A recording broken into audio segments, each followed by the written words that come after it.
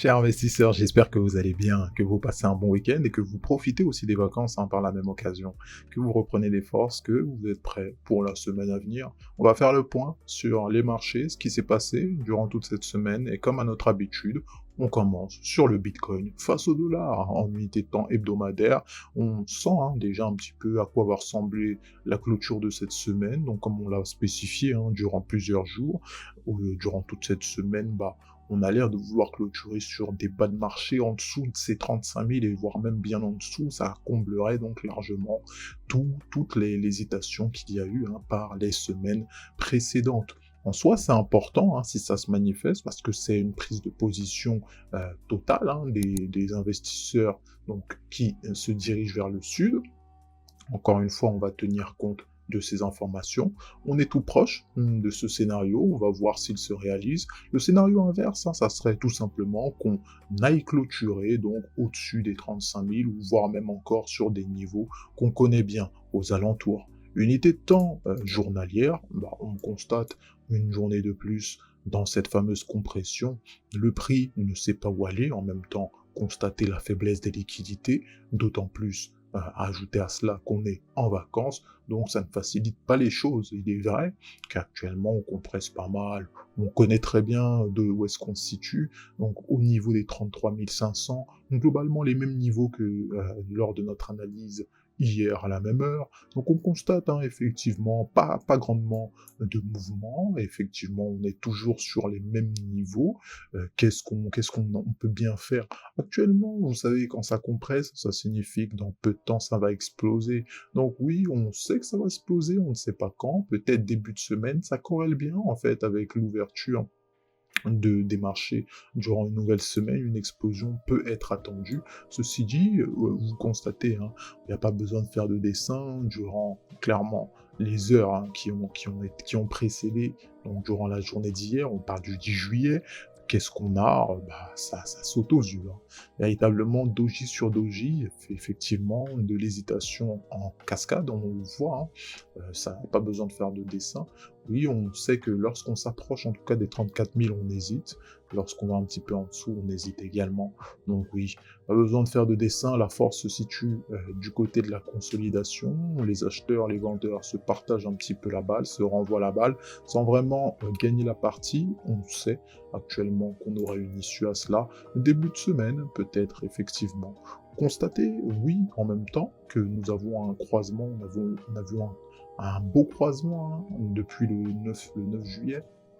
Ceci dit, le croisement, il n'a pas eu grandement d'impact. En fait, l'indicateur montre le croisement, mais le mouvement n'a pas vraiment suivi. Donc en fait, c'est simplement le reflet mathématique du prix, mais on n'a pas de réelle direction, de réel impact qui est reflété au niveau du prix.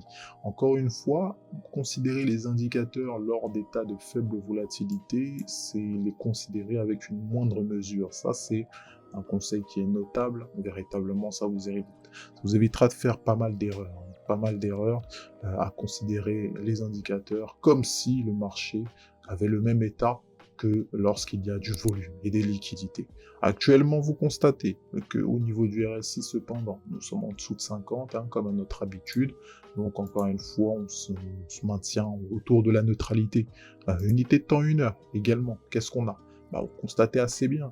Réintégration du nuage, on ressort, on réintègre, on latéralise tout simplement.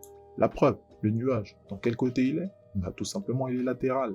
Que ce soit haussier ou baissier, on constate qu'il y a une latéralisation du marché.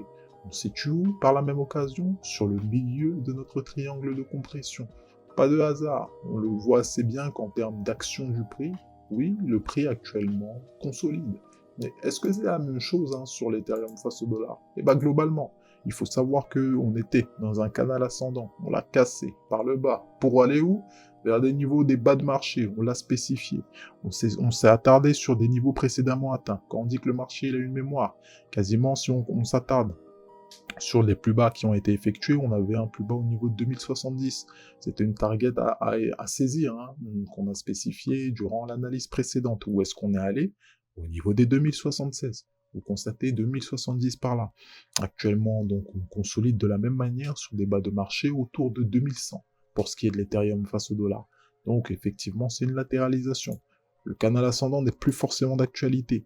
Donc actuellement, ce sur quoi on va s'attarder, c'est de voir la résolution de cette fameuse zone de compression, donc ce range qu'on est en train de constituer en 1 heure. Il est important parce qu'il peut tout simplement donner la direction de la journée. S'il casse à la hausse, eh ben, la target, on le sait très bien, les 2200 ne sont pas si loin que ça. D'autant qu'on s'en est quand même rapproché en ayant fait une petite touchette au niveau de 2150, hein. Petit excès quand même, 2160 par là. Mais si on casse notre zone de compression par le bas, la target, on le sait très bien, bon, on a les 2050 dans un premier temps, mais les 2000 par extension. Il est vrai qu'en prenant du recul, on constate qu'on a cassé le nuage Ishimoku et qu'on s'y établit depuis pas mal de temps. Vous constatez l'ouverture, la clôture des chandeliers qui ont constitué la journée du 10 juillet, eh ben, on voit que c'est globalement sur les mêmes niveaux, il n'y a pas de réelle direction, on a des mèches dans tous les sens, ça consolide. C'est pour les traders de range, ceux qui aiment trader les ranges, ceux qui savent s'en sortir dans ces situations. Encore une fois, c'est un type de marché particulier qui est à ajouter au marché. Donc on a haussier, baissier et latéral. Là, on est dans de la latéralisation. C'est pas donné à tout le monde de le maîtriser. Et encore une fois, ceux qui ne sont pas à l'aise peuvent s'écarter de la partie. Unité de temps journalière, vous voyez également que là, ce qu'on a, c'est également, oui, la journée précédente qui a en soi avalé, en quelque sorte, la journée du 9 juillet. Donc on parle donc un avalement baissier. Oui, actuellement, on est dans une journée qui semble vouloir continuer cet argument, continuer cette position baissière. Ça engendrerait une clôture de la semaine qui ressemblerait donc à, ma foi, une invalidation de la hausse qui a été précédemment créée la semaine du 28 juin. Donc actuellement, c'est qu'une question de temps. Nos 2 semaines, pour ce qui est du Bitcoin et de l'Ethereum, ont l'air de vouloir se clôturer en baisse. Bon, c'est des informations qu'on considère, encore une fois, ça traduit la consolidation continue du marché. Vous savez que vous avez toutes ces infos, pour ceux qui veulent trader, encore une fois, on est en vacances, pas besoin de stresser, d'autant plus que c'est le week-end. Prenez soin de vous alors, prenez soin de votre portefeuille, et quant à nous, n'oubliez pas, on se retrouve à la prochaine. Bye bye.